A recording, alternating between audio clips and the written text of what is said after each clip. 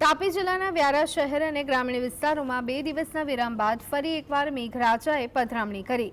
કેટલાક વિસ્તારોમાં વરસાદી ઝાપટા તો કેટલાક વિસ્તારોમાં ધીમી ધારે વરસાદ શરૂ થયો। વ્યારા, વાલોડ, ડોલવણ સહિતના તાલુકામાં વરસાદ પડતા ફરી એકવાર વાતાવરણમાં ઠંડક પ્રસરી હતી।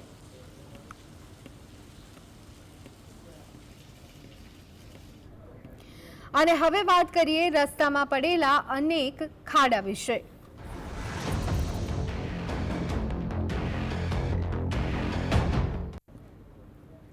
તો સાયલા પાસે આવેલા એસટી બસ સ્ટેન્ડના ગેટ પાસે મસમોટું ગાબડું પડ્યું। ઓવરબ્રિજ નીચે ગાબડું પડતા લોકોને હાલાકી વેઠવી પડી રહી છે। ઉલ્લેખનીય છે કે આ રોડ પરથી રોજની 100થી ઉપરની બસો પસાર થાય છે।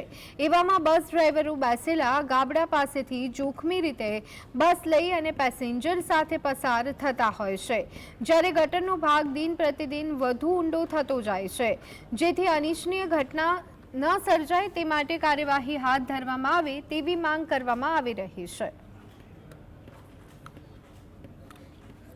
ઠેર ઠેર દરેક જગ્યાએ જે કંઈ કામો થાય છે તેમાં ભ્રષ્ટાચાર સામે આવી રહ્યો છે।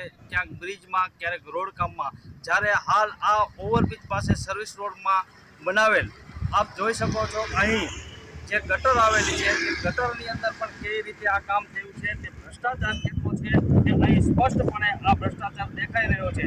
આ ટૂંક સમયમાં જ આ ગટર બનાવેલી છે જેની અંદર આ ગાબડું પડી જવા પામ્યું છે, જે મસ્ત મોટું ગાબડું છે, કહી શકાય કે 4 ફૂટ જેટલું મોટું ગાબડું છે। ત્યારે એસટી બસ સ્ટેન્ડ સાયલાનું આવેલું છે, જ્યાં બસ સ્ટેન્ડ પાસે જ આ ગાબડું છે, જેના મેઇન ગેટ જે કહેવાય છે ઇન અને આઉટ જે ગેટ કહી શકાય તે ગેટ પર જ આ મોટું ગાબડું જોવા મળી રહ્યું છે। ત્યારે બસ આપ જોઈ શકો છો કે બસને આવવા જવા માટે પણ કેટલી તકલીફનો સામનો કરવો પડી રહ્યો છે। ત્યારે હવે આ ગાબડું જે છે તે દિન પ્રતિદિન વધતું જઈ રહ્યું છે। ત્યારે આ મોટા પ્રમાણમાં ગાબડું પડશે ત્યારે આમ આ ગેટ છે તેને બંધ કરવો પડે એવી પણ પરિસ્થિતિ હાલ અહીંયા જોવાઈ રહી છે। ત્યારે આ ગાબડું જે કામ છે તે એક ખુલ્લો ભ્રષ્ટાચાર અહીં સામે આવી રહ્યો છે। વિપુલ દવે, GSTV, સાયલા।